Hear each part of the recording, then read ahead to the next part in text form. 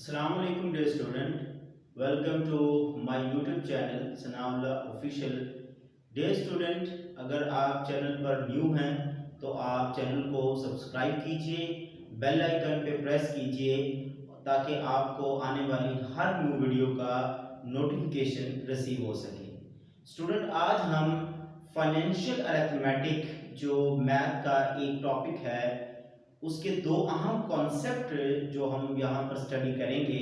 उसमें सबसे पहला कॉन्सेप्ट है what is profit and second concept is what is loss. Student, profit को आप उर्दू में बोलते हैं नफा और लॉस को आप बोलते हैं नुकसान। स्टूडेंट, सबसे पहले हम प्रॉफिट एंड लॉस की डेफिनेशन पढ़ेंगे, उसके बाद हम वन बाय वन इसकी एक एग्जांपल है उसको हम सॉल्व करेंगे।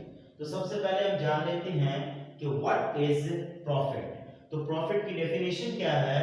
इफ द सेलिंग प्राइस, जिसको हम एस और पी से भी लिख सकते हैं, is higher than cost price, जिसे हम सी और पी से लिख सकते हैं, क्योंकि सी से मुराद क्या हो जाएगा? कॉस्ट, और पी से क्या मुराद होगा? प्राइस। इस तरह एस से क्या मीनिंग होगा? सेलिंग, और पी से क्या होगा? Price. If the selling price is higher than the cost price then profit occurs. अगर आपने कोई चीज खरीदी है 10 रुपए की और आपने उसको बेच दिया है 20 रुपए में, तो आपका उसमें क्या बनेगा? प्रॉफिट बनेगा।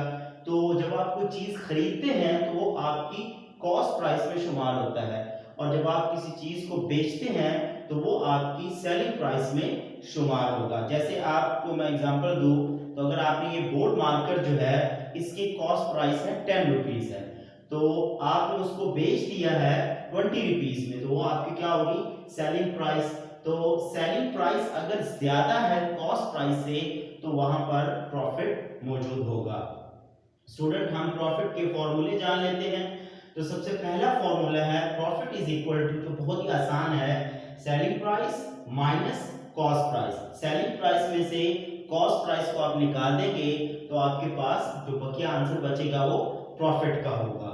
तो इस तरह भी लिखा जाता है profit is equal to S dot P, S से मुराद सेलिंग और पी से मुराद प्राइस, और इस तरह सी और पी, सी से क्या मुराद है? कॉस्ट, और पी से क्या मुराद है?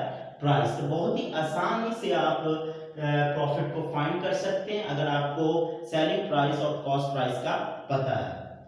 स्टूडेंट, अगर आप प्रॉफिट को इन परसेंटेज कैलकुलेट करना चाहते हैं, तो कोई चीज आपने खरीदी है और आप ये कैलकुलेट करना चाहते हैं कि उसमें कितनी परसेंटेज का प्रॉफिट आपको हुआ है, तो उसका भी एक फॉर्मूला यहाँ पर मौजूद है, प्रॉफिट इन परसेंटेज। तो प्रॉफिट इन परसेंटेज का फॉर्मूला है profit divided by cost price multiply by 100, क्योंकि जब आप किसी भी चीज को परसेंटेज में कैलकुलेट करते हैं तो उसको आप 100 से मल्टीप्लाई करते हैं।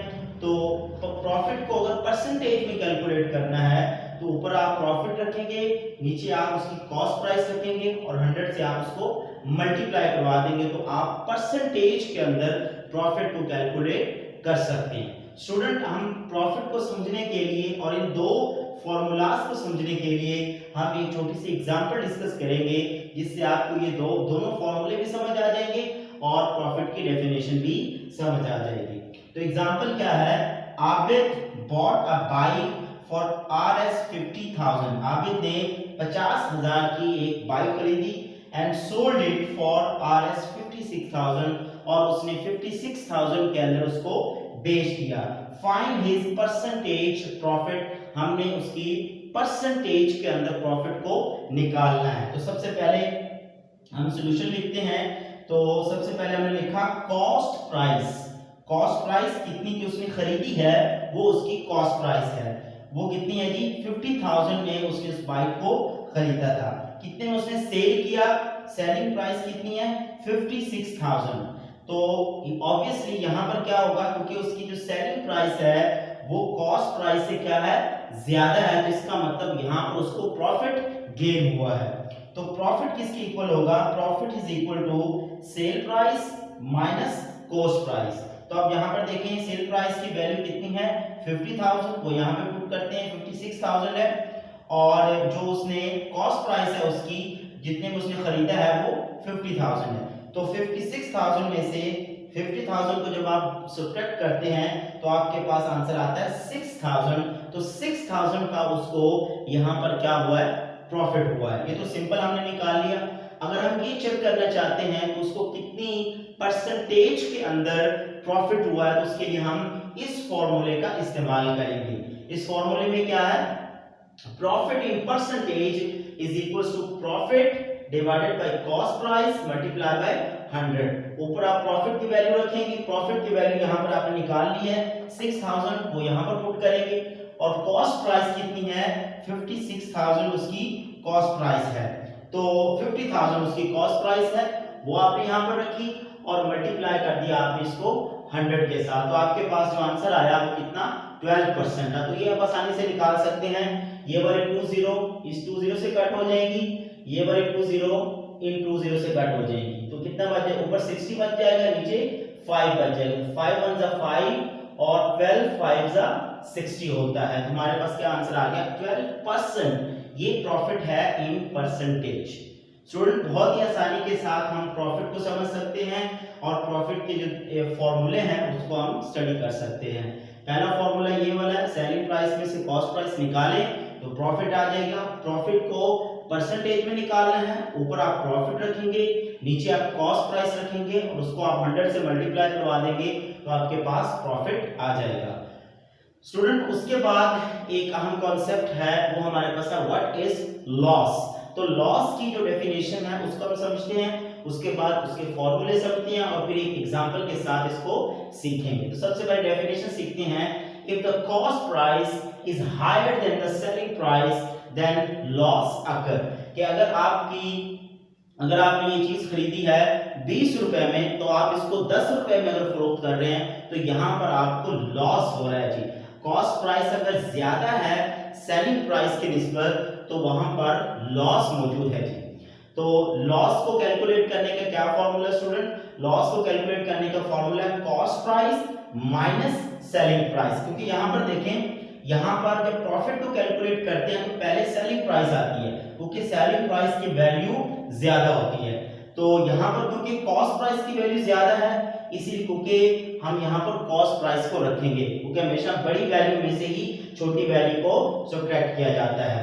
तो loss is equal to cost price minus selling price. Loss is equal to CP minus SP. CP मतलब कॉस्ट प्राइस, एसपी मतलब सेलिंग प्राइस। उसके बाद अगर आप लॉस को इन परसेंटेज कैलकुलेट करना चाहते हैं, जैसे आपने प्रॉफिट को इन परसेंटेज कैलकुलेट किया, तो उसके लिए आपके पास फॉर्मूला है loss in percentage is equal to loss divided by cost price multiply by 100। Simple है, उसी की तरह ही है जैसे यहाँ पर profit divided by cost price था, यहाँ पर भी वैसे है।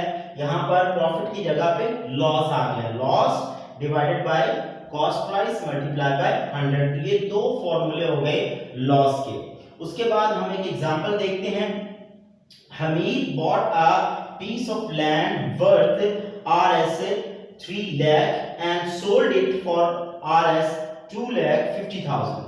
तो हमीद ने एक जमीन खरीदी जो 3 लाख में उसने खरीदी और उसने 2,40,000 में उसको फरोख्त कर दिया। हमने इसकी परसेंटेज निकालनी है लॉस की। तो सिंपल हमें दिख रहा है कि उसकी जो कॉस्ट प्राइस है वो ज्यादा है, 3 लाख में उसने खरीदी और उसने 2,40,000 में इसको सेल किया, तो उसको यहाँ पर लॉस हुआ है। तो हम इसको कैलकुलेट कर लेते हैं उसको कितना लॉस हुआ है। सॉल्यूशन के अंदर देखें, सबसे पहले आपने लिखा कॉस्ट प्राइस कितनी है Rs 3 लाख, उसका कॉस्ट प्राइस है। सेल प्राइस जितने में उसने इसको फरोख्त किया वो है Rs कितना है 2,40,000। उसके बाद लॉस कितना है, यहाँ पर cost price minus sale price. तो कॉस्ट प्राइस की वैल्यू यहाँ पर पुट करें ये वाली और सेल प्राइस की वैल्यू ये वाली, दोनों को सब्ट्रैक्ट करें तो आंसर में कितना आ रहा है 60,000 का उसको यहाँ पर क्या हुआ है लॉस हुआ है। उसके बाद अगर आप लॉस को कैलकुलेट करना चाहते हैं इन परसेंटेज, तो उसका फॉर्मूला क्या है, loss in percentage is equal to loss divided by cost price multiply by 100। तो लॉस की वैल्यू यहाँ पर है 60,000, उसको पुट किया यहाँ पर, और उसके बाद कॉस्ट प्राइस कितनी है 3 लाख, उसको यहाँ पे पुट किया, और उसको बाद आप इसको कट कर लें, ये 20 इस 20 से कट जाएंगी, ये वाली 20 इस 20 से कट जाएंगी।